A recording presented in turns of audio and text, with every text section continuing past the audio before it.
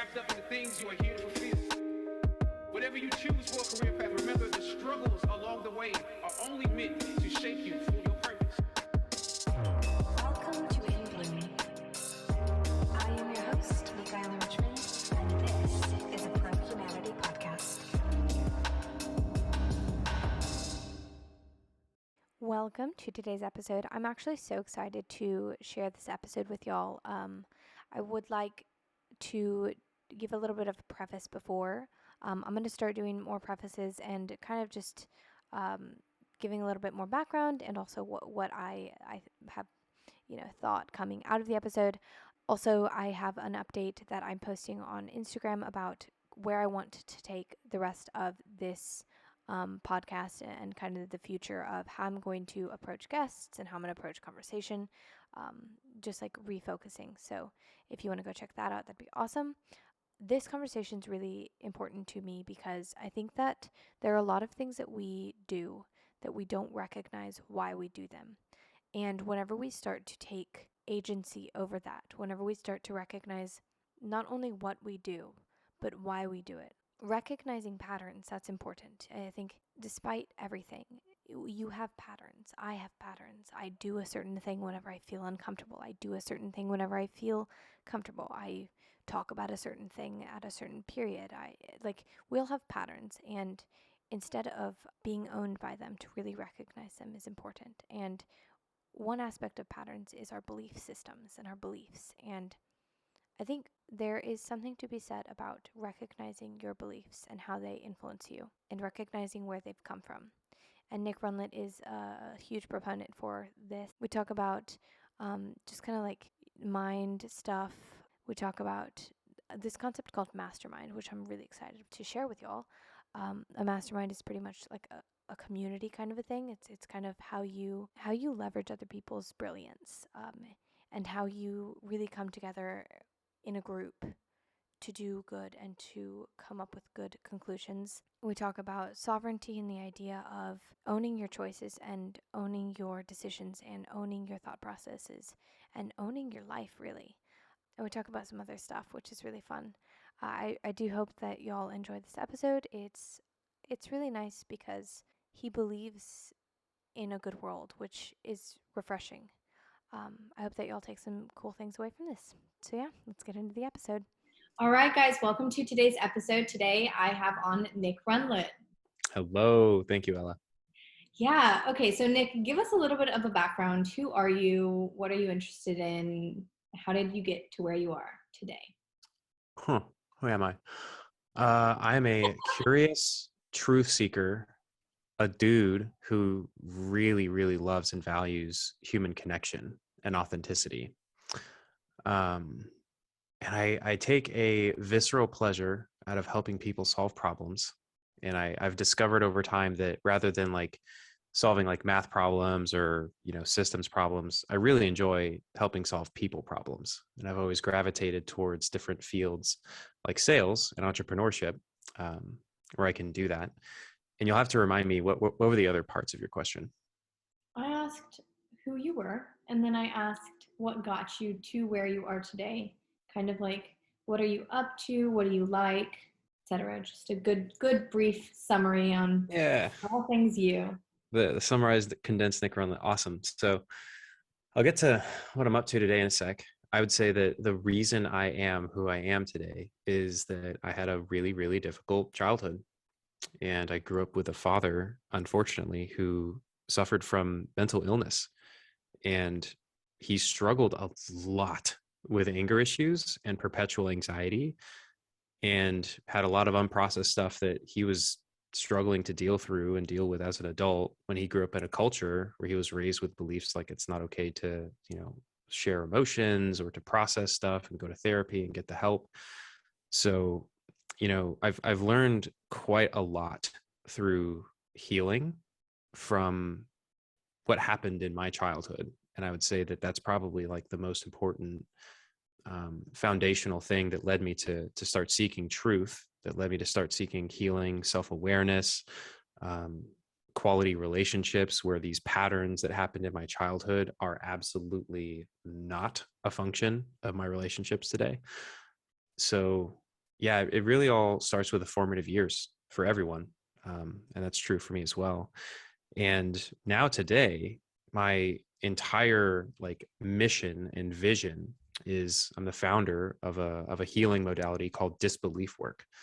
And so this is a practice that empowers people to fundamentally eliminate limiting beliefs and old stories like I don't deserve love, I'm not good enough, I can't trust myself. Whatever the old toxic belief is, there's now actually a real solution that gets rid of it permanently. Um, and that's what I'm fucking super excited, like 10 out of 10 to share with the world. Um, and yeah, that whole growth journey or whatever, I think is definitely led me here. That's amazing. I'm so glad to hear about all of that. Um, we're also here to talk about masterminds. So that's another thing that you do. And I want to go into masterminds first, and then afterwards we can definitely dive into kind of your work and all of the intricacies of it. So what is a mastermind?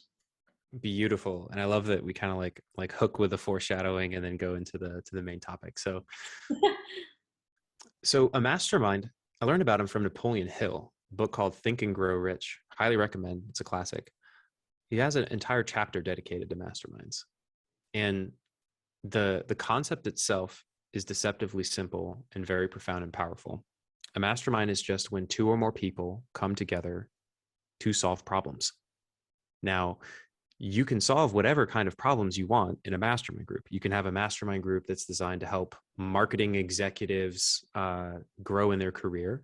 You can have a mastermind group of people who are trying to, like moms who are trying to become better mothers for their children, entrepreneurs who are trying to reach the next level in their business and expand their income. A mastermind group is when people come together on a regular basis and they help each other solve specific problems. How do you find mastermind groups? It seems simple enough, but are there any intricacies in choosing your group? Oh, totally. So there's two kind of questions there. And one is like, what are you doing? What problems do you have? Is a mastermind actually the right tool to solve them with? So in principle, in a mastermind, let's say that you're a real estate investor and you've got a couple of duplexes and you actually have a vision for yourself. I want to have like 50 units so that I'll have passive income that takes care of all of my financial needs, and I'll be able to pass down this legacy of real estate to my children. Well, if that's you, then you might want to talk to some people who've got 10 units and 25 units and 160 units who all meet on a regular basis. Talk to people who have the experience and have already achieved the thing that you're trying to achieve. That's what a mastermind would do for you, right? Is connect you with those people and have them help you fulfill your vision. So another question you had was, how do I find them? Well, you can Google subject matter mastermind, right? Like you can find them out that way. But I didn't do that personally. I just created one. And so I can share some insights on just how to be someone who starts the thing. Oh yes, definitely want to hear that. First thing though, I think okay, so I'll paint the picture because I came into a mastermind for the first time. It was less than a month ago, actually, maybe a month ago, and I wanted to just go in and see what different problems I could solve. I had this idea in my mind. It was an entrepreneur mastermind. I had this idea in my mind of a podcast that I wanted to create. I didn't know exactly how I wanted to go about it. I knew what I wanted the end to be, and I don't know if you want to talk about how it's structured, because I think that you have a little bit more insight into that, but it was very, very helpful for me. Beautiful. Okay. So there's a ton of different ways to do it. No one person is like, head of the Mastermind Institute that gives like the dictates on how to run a mastermind. So one version of it is you get your friends together who are all interested in crypto, and you just talk about crypto and you talk about your different moves in crypto. That's technically speaking a mastermind. You guys are all trying to increase your wealth. Now, in the professional sphere, though, things get a lot more structured and organized. And as a result, they get a lot more efficient and effective. So you can be a part of a mastermind group where the expectation is that you email a specific challenge to the group at least 24 hours ahead of time, where the expectation is that all the group members review that so they know and they understand and their brain is percolating solutions and questions about that challenge. And then when you show up in the call, you guys step into the hot seat. And I put that in air quotes because that's just what you call the person who is speaking about their challenge, right? So if I'm in the hot seat and I don't know, I'm a CEO and I'm saying like, I don't know what to do. I'm trying to hire a CTO, but I just don't know where to find good candidates. What do you guys think? Do I go to an agency that outsources it? Do I try to tap into someone else's network? How do I do this? So then all the CEOs in that mastermind will typically then start asking you questions about what you've tried up until now. And then once everyone feels really clear on like your full situation, then they'll start brainstorming and giving, well, you know what, here's what I've tried. And I found out about this resource. And here's a company that I think you can trust to try and, you know, meet this need. And typically in a mastermind, you know, it might be 1 hour, it might be 2 hours, you know, per session or whatever. There are people who run retreats where it's an all day long mastermind. So again, there's no one right way to do a mastermind, but typically you'll revolve through the group until everyone has done a hot seat, or until you run out of time. And I think that that's really important to clarify because so often we don't understand what people are saying. And that's the problem. Yeah. And it's also not particularly helpful to just suggest something that the person has already tried. That's why it's pretty important to like ask questions like, what have you tried, et cetera, et cetera. So one thing that was so different for me was the difference between scarcity mindset and either abundance mindset or teamwork mindset or just like cooperation. Like in a mastermind, you're not competing with anybody. You're not trying to say, oh, this is my idea. I gave you this idea. Let me have some credit. And I think that, and I don't know why it's a thing, but I think in our culture, that's very prevalent. Just this competition-based mindset and the scarcity of like, I don't want to share my ideas with other people. Yeah, no, that doesn't fly in a mastermind. It's all about collaboration, not competition. Because you guys are all there specifically for the purpose of helping each other solve problems. So yeah, typically you got to check your ego at the door. If you're not willing to do that, then you're not a good fit for a mastermind group. Have you ever run bad masterminds before? Or like, have you ever experienced bad masterminds? Honestly, no. Like the only quote unquote bad mastermind is one where there's not enough people with expertise to solve the particular problem. So then you shift gears and you talk about a different problem and then the person's happy.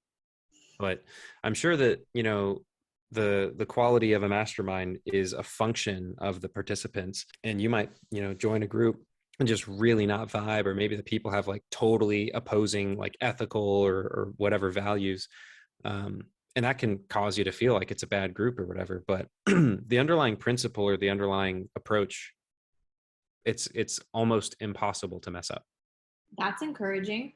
Okay, so you talked a little bit about giving tips on how to start a mastermind. Mm-hmm. How did you go about starting your first masterminds, and what have you learned from that process? Brilliant question. Yeah, it's a funny story because like when I was an SDR, it's a sales development representative for those of you who aren't in sales. I had this experience where I was making my cold calls for the day, and I was just brand new starting out. It was probably like the first month or two that I was in sales. And I called the CIO of this $1 billion microchip company. And for some reason, this guy instructed his assistant to like pass through sales reps just so that he could fuck with them. And so as soon as I picked up the phone, I heard his receptionist, "Hey, can I talk to Bob?" She's like, "Yes, one moment." Patched me through. He picks up the phone. "What are you selling, Nick?" I'm like, hi, I'm with Reliant Technology. I sell high IT hardware and support. I fumbled through my pitch. He's like, "We don't need that." Just like, And I remember I felt livid, fucking pissed. And I decided that that shit wasn't going to happen again, and that I was going to get good enough at sales in order to be able to handle a conversation like that. And I recognized that I don't know what I'm doing. I'm brand new. And I think it's really helpful to take a mentality of like, I don't know shit. Right. So you don't know shit. How do you start learning shit? Well, my approach my whole life has just been talk to people who know shit. Right. You'll absorb through osmosis. So what I did is I just like started reaching out to salespeople in my network and saying, hey, I'm going to host a call. Do you want to talk about sales? Boom, mastermind created.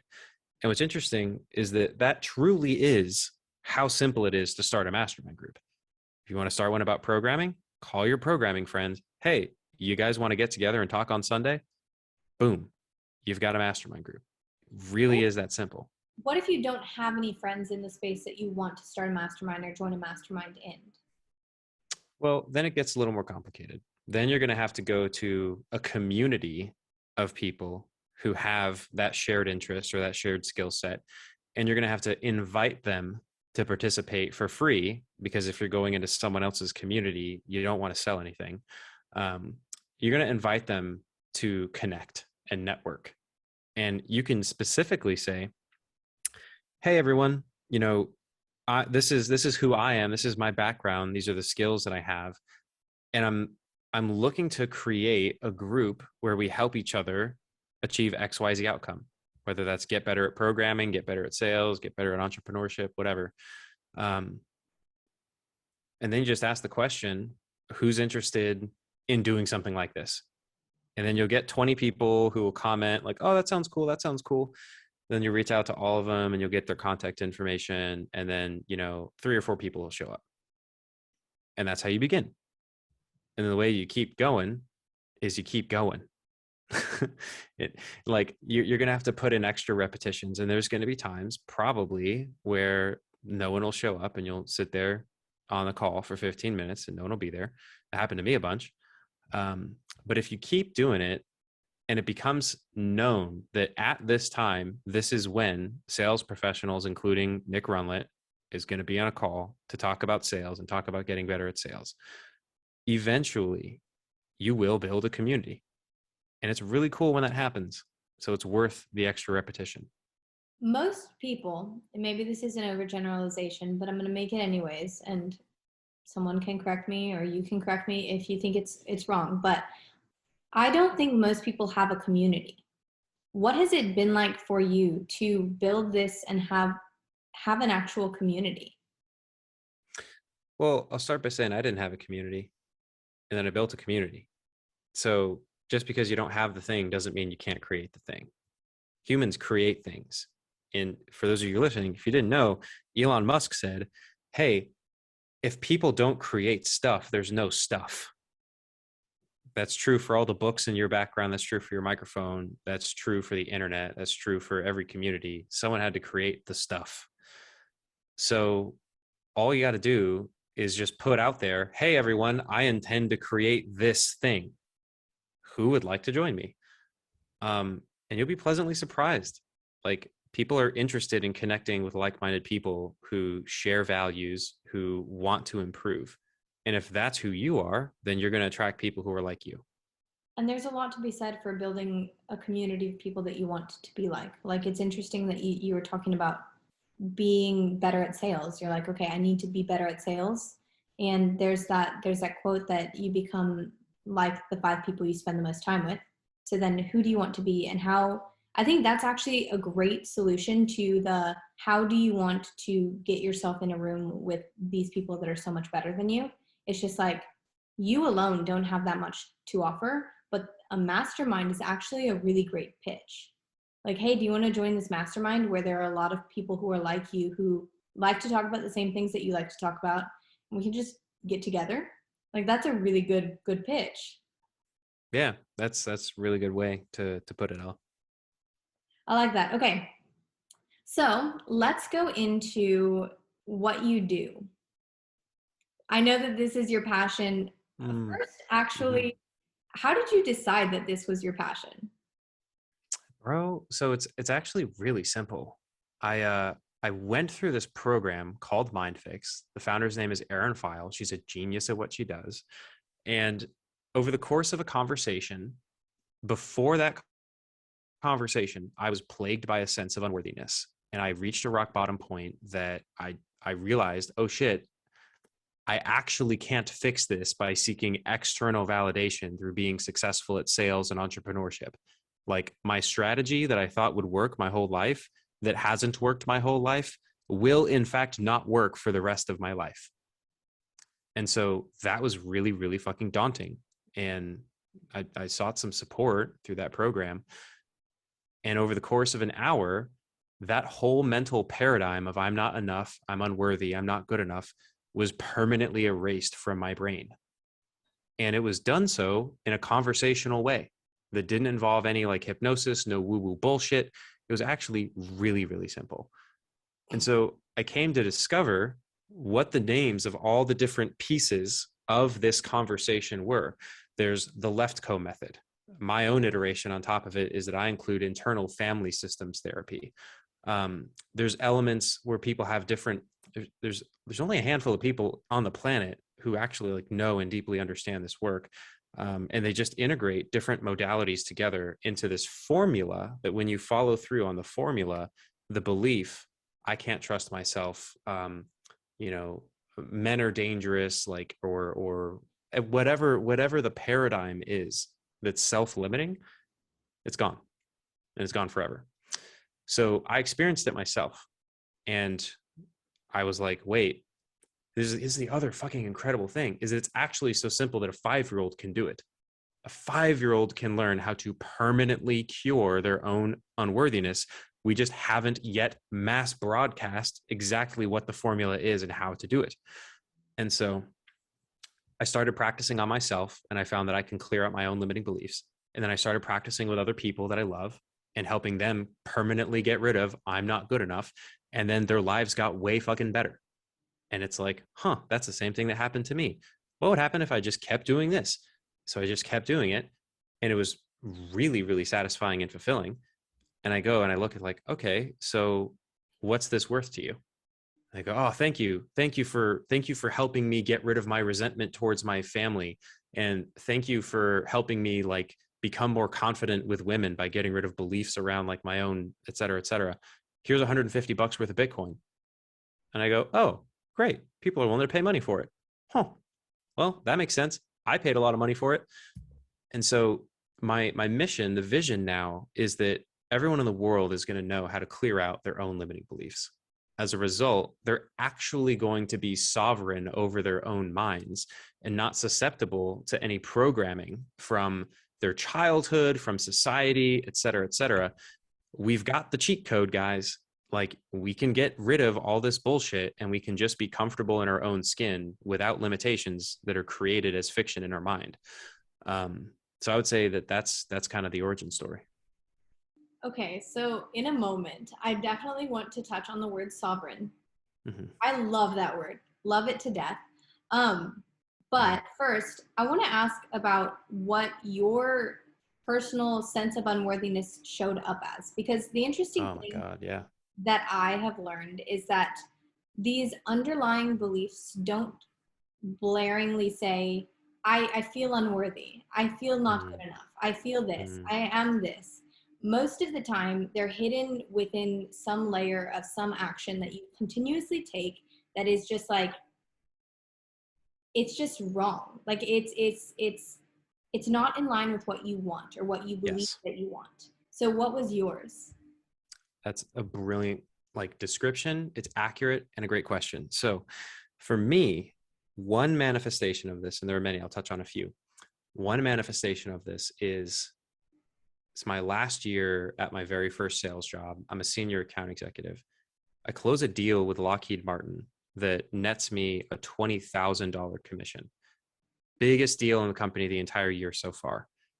And instead of feeling excited and joyful, I feel anxious, and I immediately disown my achievement and say, oh, that wasn't even that hard. Anyone could have done this. I don't really deserve it.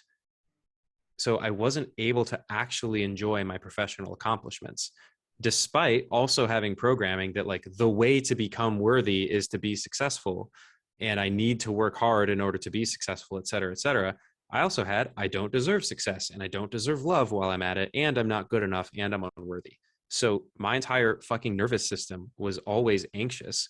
Anytime that I wasn't working, I would feel anxious because the way to be worthy is to work hard. And so if I'm not working hard, it means I'm unworthy. So I'd feel anxious. If I was working hard and succeeding, I would feel anxious and fearful, and I would self-sabotage because I believed that I didn't deserve the love and didn't deserve the success. So like my mind, I didn't realize it. It was kind of like living in a fucking mental prison where I was damned if I did and damned if I didn't. And dude, those beliefs showed up in so many ways in my relationships. I think that I pursued long distance relationships in my early 20s specifically because I needed that distance to be there in order to like tolerate the level of love that I was comfortable with. So rather than being like madly in love with someone that I can see all the time, I think I gravitated towards these long distance relationships so that there'd be like these bursts of love, and then I would self-sabotage and like drink alone in misery because it felt incongruent with who I was, and I would suffer a lot, and then I would recover, and then I would slowly be warming myself back up, and it was very dysfunctional. It was really difficult. Now, I think that over the course of time, those were getting better and better and like less frequent, like the episodes of self-sabotage. But it wasn't until I got rid of the beliefs that the pattern fundamentally erased from my existence. Interesting. So the idea of self-sabotage is so interesting to me because it's so deep-seated within you. You don't always recognize that you're doing it. It's just like you'll get to a place where, at least this is how it was for me. Like I would get to a place where I was just like, oh my gosh, things are going almost too well. I'm being so close to my goal. Like I almost didn't, I think the idea of a goal also scared me. It was just like I would get to my goal and then I'd be like, where do I go from here? So then I would go down instead of up.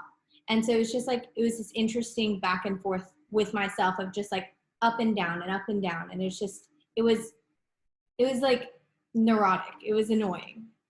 Yeah, that's the challenge, right? And I so relate to that. And I can't speak for everyone, but for me, there was a layer of that was fear of success.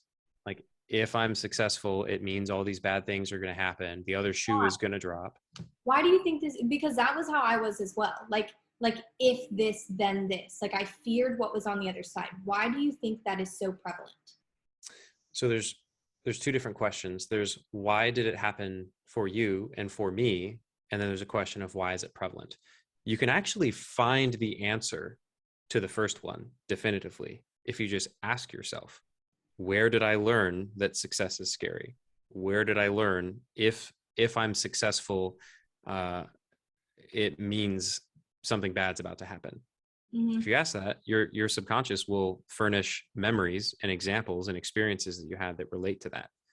And that's actually the first part of the disbelief process. Once you've identified what the belief is, if the belief is something like, if I'm successful, people won't love me, or my family won't love me, or something like that, right? That can be a 24/7 driving background noise that causes self-sabotage, because if you become successful, there's a part of you that's afraid that you'll lose love. And that's just one example. So you ask yourself, where did I first discover that? Where did I learn that? And then that's when you go through the rest of the process. But your memory will be able to, or your subconscious will be able to surface some memories that relate to that. To the second question, why is it so prevalent? So let me lay some ground here. Humans are just now, I think, beginning to figure out how to properly parent children. Do you think that's true? Yeah.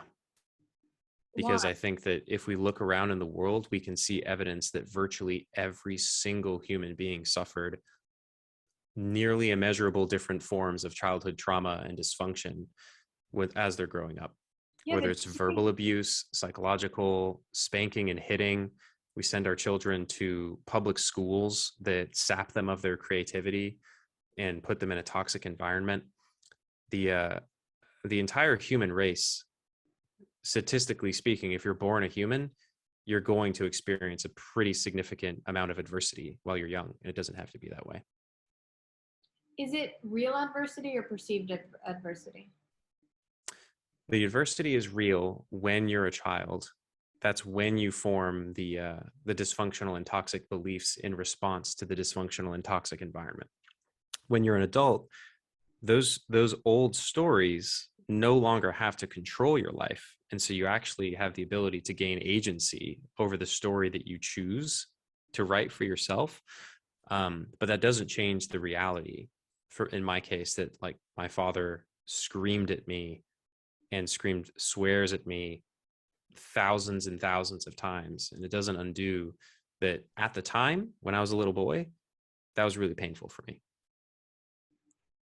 Okay, so I guess my question is like, do you actually think that we're getting to a place where we can do this? Because I've always grown up believing that, like, I mean, obviously humans are not perfect, so then no parent can be perfect. And even if you do as much as you can for your child, like, there's almost no way that your child is going to come out perfect. You can't put them in a little bubble, because even if you're a really good parent, then, you know, you can't be certain that everything at school is going to be perfect. And you can't be certain that everything else is going to be perfect and that they're not going to, you know, be exposed to something. I guess, so I was talking to my dad one day, and he was like, somebody, I think it was Jordan Peterson, was asking, would you rather have kids that are like strong and resilient or secure or something like that? And I guess the question that I have is, do you think it's better to have kids that have never been hurt, or do you think it's better to have kids that understand themselves in their minds? Like what is the difference between those two things? Because you can't put your kid in a bubble.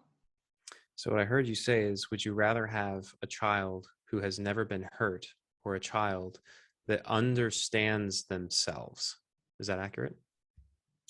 I think so. I think I would add to the has never been hurt, maybe the element of like, you knew that you did a really good job parenting, like you had never ever hurt them. All you did was create a perfect environment for them. So it's not even a matter of has never been hurt, but perfect environment for them. So it's like, I did not contribute to their dysfunction and trauma growing up. Yeah, and do you even think that's possible? Yeah, of course. Okay, explain how. So there's different degrees, right? And I agree with your point that people actually are in fact not perfect. And I can see, you know, even with all the self-work that I've done, there'll probably be a time when I get frustrated and I snap at my daughter, right? And that might be hurtful to her and she might cry. And that's possible. But the degree of harm that me snapping at my daughter would cause versus me not processing my childhood, me turning to alcohol as a means to calm perpetual anxiety, and me physically hitting her 781 times over the course of the first 10 years of her life, and me screaming at her 13,500 times before she moves out, is quite astronomical. And unfortunately, the latter seems to be a more common human experience than the former. So what I'll seek to do in my life is to minimize the damage that I do. And I don't think, to answer your original question, that that's actually at odds with them becoming self-aware and sovereign over themselves and learning how to persist in the face of adversity. I actually think that people who don't suffer from trauma that causes them to form dysfunctional coping mechanisms from an early age probably end up becoming more resilient. What do you think about whenever people say that it was all a matter of culture? Like, I don't disagree with that. It was. But what aspect of the culture made it so that we valued strength in the way that it was perceived as. Like strength was not talking about things. Strength was keeping everything in. Hmm. Culture gets some things right and some things wrong. That's why culture evolves over time. That's why there's more than one culture on Earth. And that's why people go to different cultures to learn about other cultures, is because we discover, man, my Western materialistic culture totally gets this thing wrong. What can I learn from Native Americans? What can I learn from Indian monks? And then people go, oh my God, these Europeans, they're so like sexually open and vibrant and all of these things, and they're so loving and open. How can I learn? How can I seek to embody more of that, right? So cultures get some things right and some things wrong, but there's an overall trajectory to human nature and the human experience, I think, which is that violence over time is decreasing. So instead of being tribal and we're like in a perpetual physical war, slaughtering each other with spears and bows and arrows and guns, it seems like violence in society as a net level is decreasing over time. And we know that because, like, look, slavery ended. That's great. Humans made progress. I contend that physically abusing children by violating the non-aggression principle, meaning like spanking, hitting them, is intrinsically immoral. And they're actually the most vulnerable, and it's the least defensible thing morally because they don't have agency yet. So you wouldn't punch a adult person, you go to jail. But we live in a paradigm where it's okay to punch and throw around and physically hit children. And there's a major disconnect, but I see a future where that paradigm is also unraveled. And I think that in 1,000 years, however long it takes, we'll look at that with the same moral horror that we looked at slavery. Interesting. This is a very, very interesting topic to me. I don't disagree that it's extremely awful, but one question that I would give to you is what sort of punishment would you give though? Or like most of the time in a society there's some sort of reparation. Like you do something bad and something happens. And the problem with the reparation that currently exists is they take the kids away and that's worse for the kids. Potentially. Mm-hmm. Foster care is not a good system right now. You know that we don't have good systems. So then what do you do? Is the question, how do you introduce consequences into a child's life if you don't physically hit them? No, but that's an interesting one that I would like to ask afterwards. The question is, there are consequences for the bad things that you do. And you said that well, you were talking about how if you hit an adult, you go to jail. Mm-hmm. And if you hit a kid, now technically, if it gets bad enough, kids can be taken away from their families. But what kind of a system could we have that would be better? Where it'd be like, what kind of a reparation or a punishment could exist that would actually be worthy? Or even like, should it be a punishment? Like, should it be help? Should it be like, I don't know. What are your thoughts on that? Let me paint a picture for you. When someone grows up in a safe and healthy and nurturing and loving and supportive environment that is free from violence, in like verbal and psychological violence as well as physical violence, they tend to become pretty well adjusted and emotionally healthy and loving and uninhibited free human beings. So let's introduce a hypothetical where that's the baseline paradigm of the human experience, is that you grow up in a stable, loving, supportive environment where physical and psychological abuse is something that is like really, really seen with empathy, and there's support structures built out where virtually everyone has access to these mental health resources if they did experience that. And that's actually not the norm. The norm is healthy, safe love. we can't even really begin to articulate how profoundly beautiful the entire world would be if that were the baseline paradigm. Sure, but what do you say to people that say that that's unrealistic? If it can happen for one human, it can happen for two. If it can happen for two, it can happen for four. If it can happen for four, on and on, it can happen for millions. If it can happen for millions, it can happen for tens of millions. If it can happen for tens of millions, can it really not happen for hundreds of millions? Okay, so if it can happen for hundreds of millions, can it really, really, truly not happen for billions? Or is that just a bullshit old story that we're telling ourselves based on nothing? Great answer. Great answer. Okay, back to the question of you had proposed the question of a child and what are alternative consequences? How do you introduce consequences to a child's life without physically hitting? Yeah, or like even because it's not even the hitting that sometimes hurts a child. Sometimes it's just the way that you said something. Yeah, yeah. And yeah, sometimes it's explicitly like verbal assault, like you piece of shit, don't fucking do that. I'll knock your teeth out, right? Like sometimes it's that, and sometimes it's, hey, stop that. And it's like a really harsh thing. And what's interesting is that a child's brain, as it's still developing, can actually experience, hey, stop that, as a real threat that triggers a fight or flight state. And so this is a limitation in some regard of like our actual biological hardware. And so that's why like we can try our best and we can minimize the damage, but it's not realistic to say that, you know, my child will have a perfect childhood.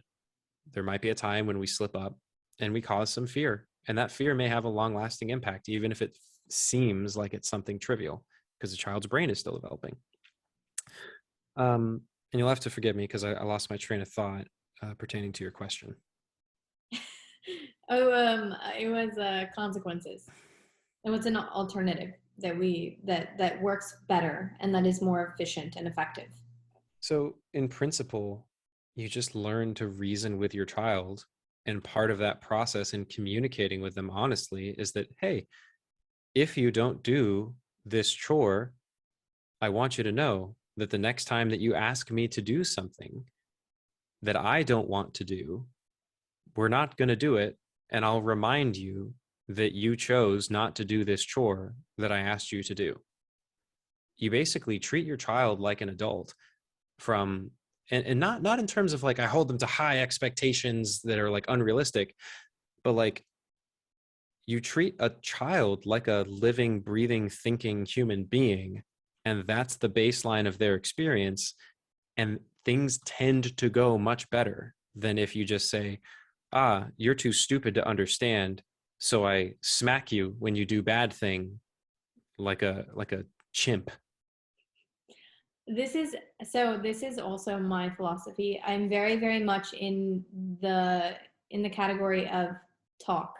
Like, and Yeah. not and one thing that is kind of controversial is I I plan to tell my kids about my faults too. I know that some people are very, very much on the lines of like, I don't want to be so honest with my kids that they know every mistake that I've made. And I'm just like, if my kids can see how human that I am, then it gives them space to mirror empathy back, or to mirror compassion.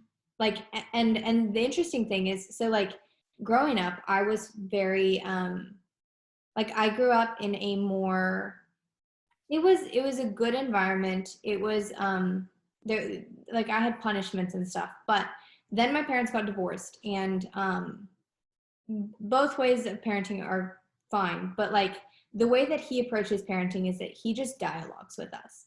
And the strangest thing to me was in the period of like 2 years in which I just started being around him more, he started dialoguing with me more. I woke up. Like he treated me like an adult, and so I became one. And I was younger than everybody else, and I was conscious, and I felt like, okay, I can make my own decisions. And I look at my younger brother who's 13 and I'm like, wow, like you get it. And it's because of the way that we treat him. Yeah, I think that that had a profoundly good impact on both of you psychologically and developmentally. And it's not like, in doing so, it's not like you there's a dysfunctional way in which people can grow up too fast, where their parents abdicate responsibility and like the oldest sibling is responsible for raising the younger siblings, right? Like that's a dysfunctional way to grow up too fast. What you're describing is like, oh, I just developed my capacity to like communicate and reason and think, and I happen to be young, and so that's my baseline because I'm a reasoning, thinking, communicating human. And that strikes me as healthy. So healthy. Okay. The word sovereign, what does that mean to you? Like, what does it mean? So the context in which the word sovereign is most often used is like with the nation state, right? Like America is a sovereign country, meaning that Canada does not govern America. The UK does not decide what Americans get to do and not to do. And we have boundaries physically in the case of a nation state. Now, when you apply the word sovereign to a person, it really means you are in fully control. You govern yourself. You do not allow some other entity or institution or belief system, et cetera, to govern your behavior and your thinking. You govern yourself, and you have your own psychological boundaries and physical boundaries that you enforce. You think for yourself. You speak your truth. You own yourself. That's what being sovereign is. Okay, two things. First, the concept speaking your truth. That is very, I don't know, there's a lot of interesting tension behind it. True. What do you mean whenever you say that? Objective truth exists. So really, at the end of the day, all that you can do when you quote unquote speak your truth is speak your subjective experience of objective reality honestly. I like that. Why do you have to become sovereign? Like, why aren't people already sovereign? Or sometimes, like the way that you explained it, I'm like, oh yeah, I make my own decisions. Why is this a thing that you need to clarify? My contention is that every single human being on the face of the earth that has ever lived has been born sovereign, absent of some kind of like brain deformity. And we are traumatized in our childhoods, and we are programmed and propagandized during our formative years to abdicate our sovereignty. And we live in a paradigm where globally sovereignty has cultural suppression, government suppression, familial suppression. There's a lot of different contributing factors that cause people to abdicate their sovereignty. Mm-hmm. And a lot of people around the world don't even know that sovereignty is something to value. Interesting. So the way that I think about it, going back to what you said earlier, is like whenever I was asking about why isn't it unrealistic to have a world of people that are entirely okay and entirely not traumatized. And the best answer that I asked a question once, and I was like, what question do we not ask enough? And the response was, why not?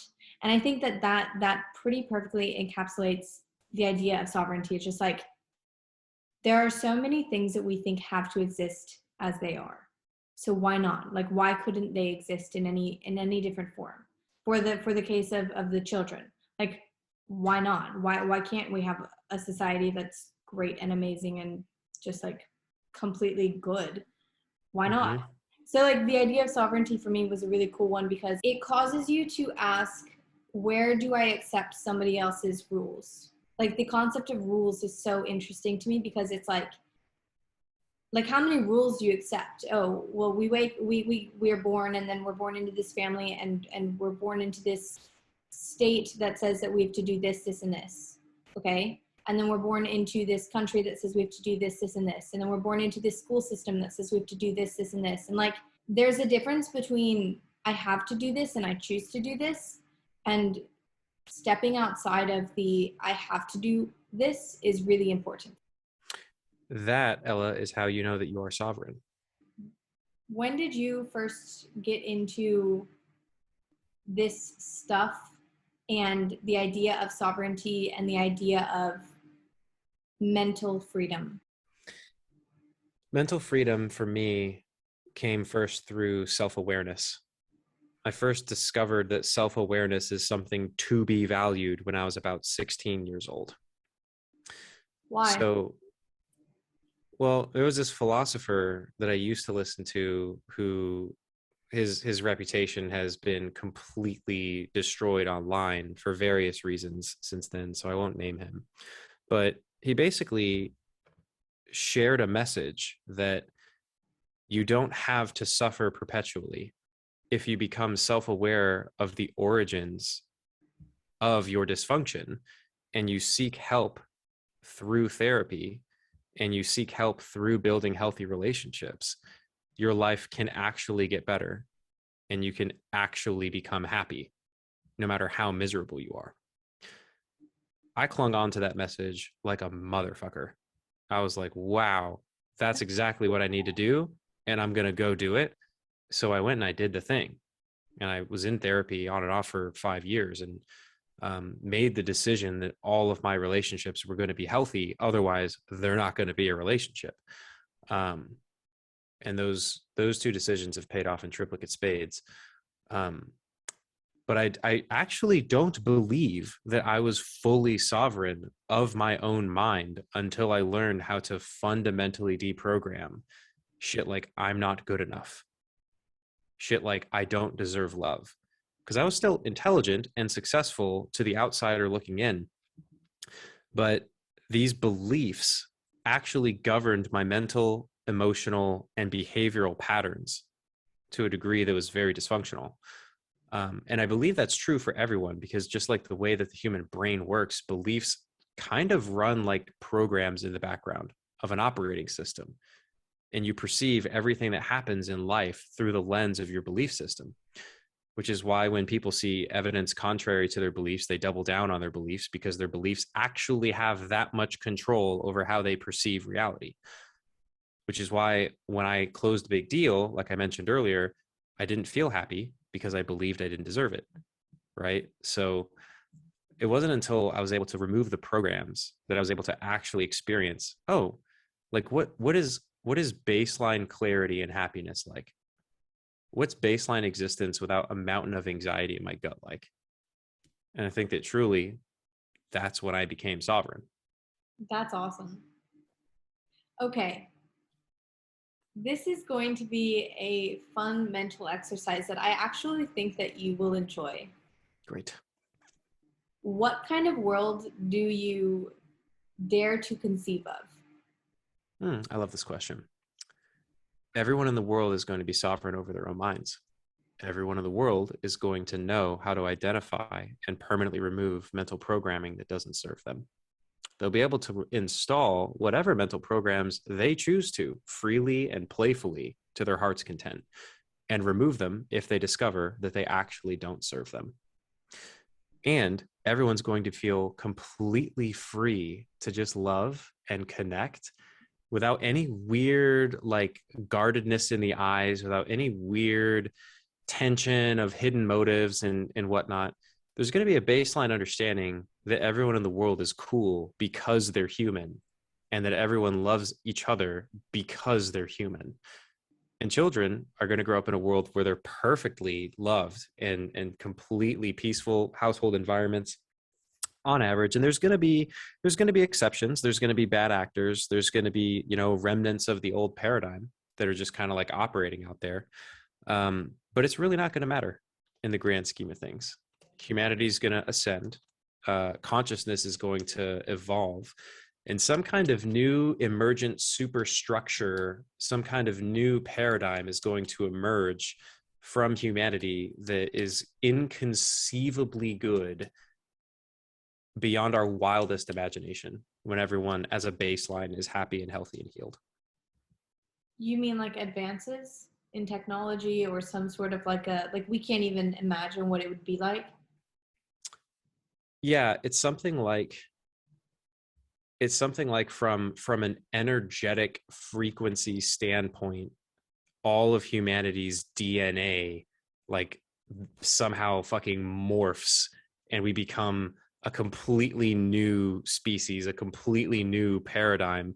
We ascend into a whole new dimension of consciousness where infinite avalanches of love and abundance are readily accessible to everyone at all times. So this sounds insane. Why is it not insane? Like, why is this actually a possibility in terms, you were talking about energetics and frequencies. Explain that to me. Sure. There's several questions there. Why is it not insane? I would say if it can be conceived in the human mind, then it's possible. Now, you don't have to believe that. I believe that. And I think that belief serves me. Energetics and frequency, there's a lot of like background and a lot of experience that you have to go through for people to be open to that kind of language. And so I sense a skepticism from you about that kind of language. One way to bridge the gap is to say that everything in the universe is just matter and energy.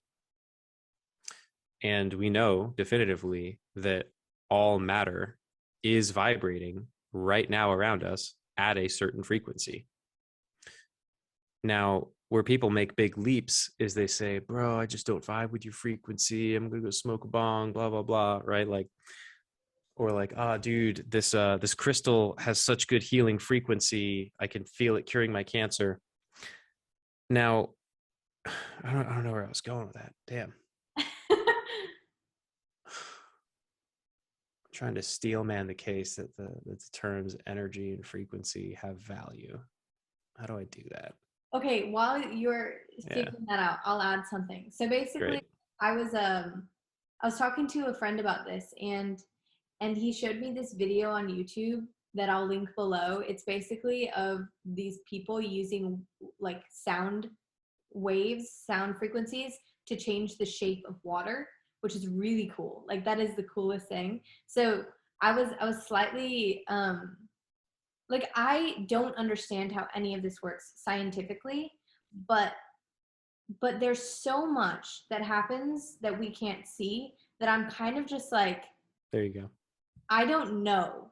Like I don't know how to explain it, so I almost can't even put it into words, but there's this part of me that almost has to believe because of the fact that we can't see sound waves, we can't see light waves, we can't literally see so many things. 99%, yeah. It's like there could be so much going on and you wouldn't even know it. Yeah, and it goes many hundreds of layers deep beyond that. Like smoking DMT and just like catapulting into entirely different like dimensions of human experience that are completely indescribable with words. The human experience is capable of a hell of a lot more than just eyesight and smell and touch. And you raise a good point. You raise a good point that we only see and really feel and experience 1% of available stimuli that we're even aware of, let alone all that we're not aware of. And it's almost like the human brain is kind of like an antenna that receives data inputs and then renders a virtual reality onto some kind of deeper, infinitely more complex objective reality. Interesting. Okay, you said 1%. Is there like legit you've looked into this so it's actually 1% or? No, that's a shorthand when you consider like the entire visible light spectrum is only a small fragment of the overall light spectrum. When you consider the radio spectrum, microwave spectrum, the Higgs boson fields, all the other shit that we've discovered is constantly around us 24/7. Our perception, our capacity to perceive it is an infinitesimally small in relation to everything that we know is out there. Okay, so the whole world that you conceive of is, this is an interesting place I'm going to take this. Mm-hmm. It's real. Like, it's in the real world. This Mm-hmm. can only happen in this like tangible space. Could Meta mess up all of the ideas for this future that you conceive? Theoretically. Does that bother you? Like, do you question the, like, what will happen whenever Meta becomes prevalent? Like, are people going to steal away into a different reality? And if they do, oh, big question, are people still the same type of sovereign in a different reality?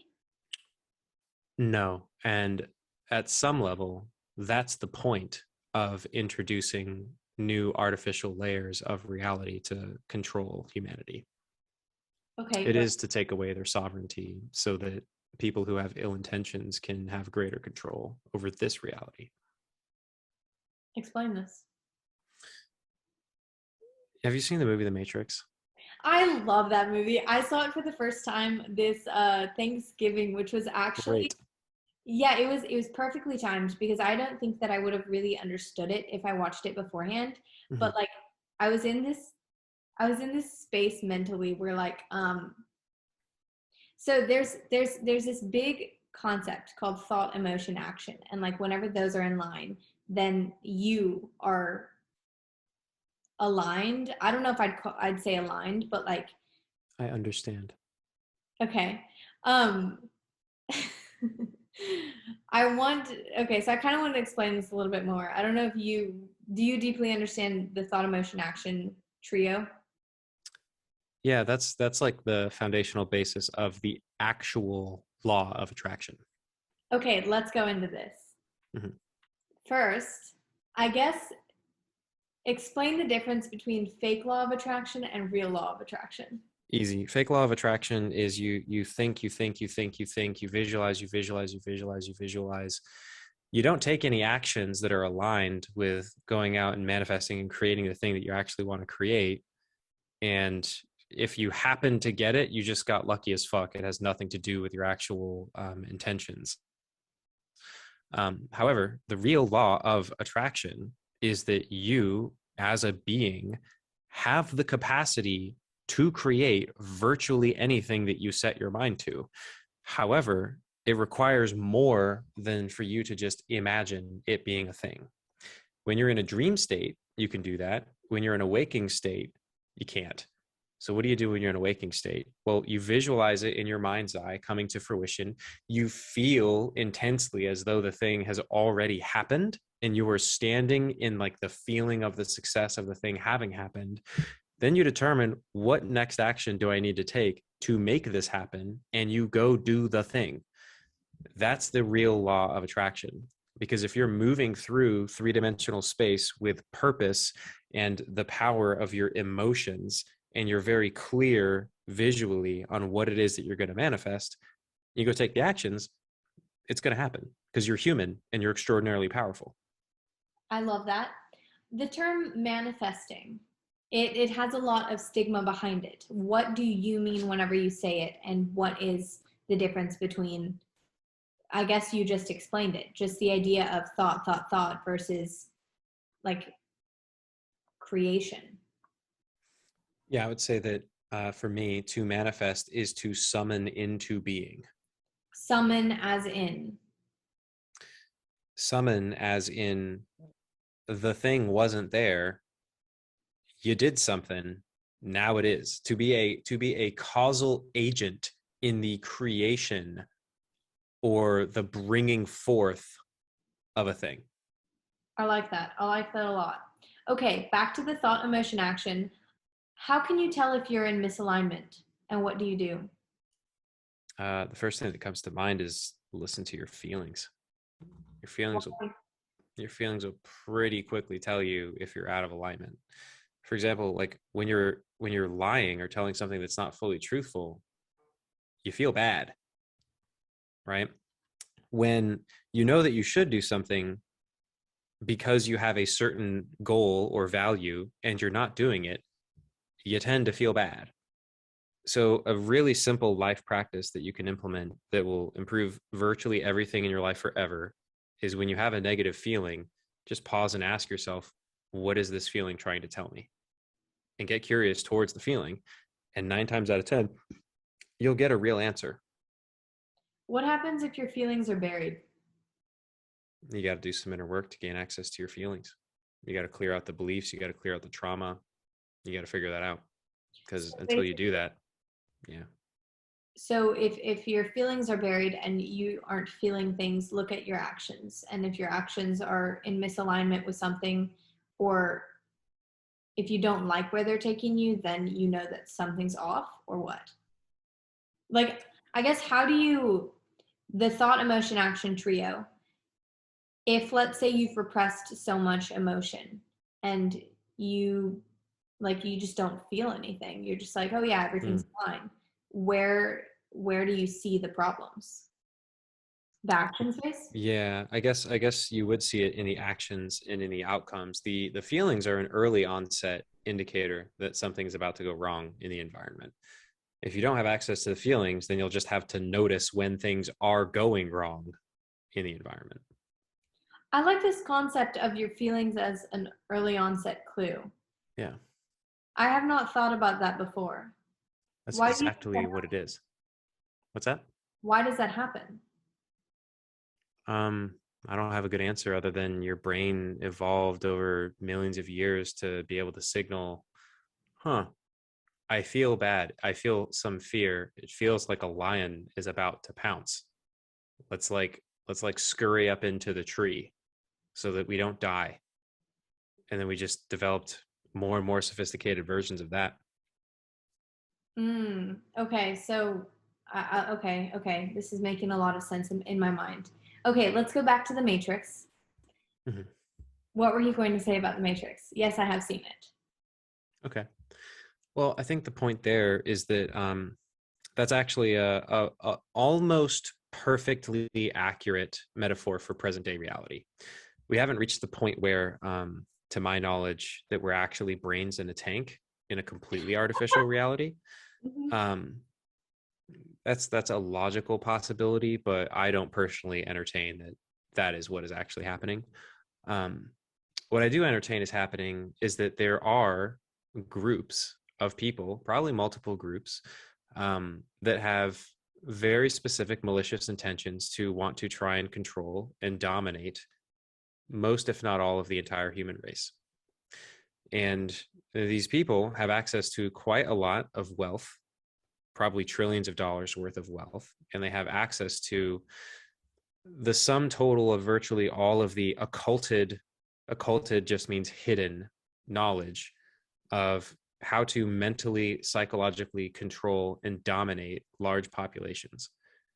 And they use that intentionally in a weaponized way to sow division, create circumstances of divide and conquer.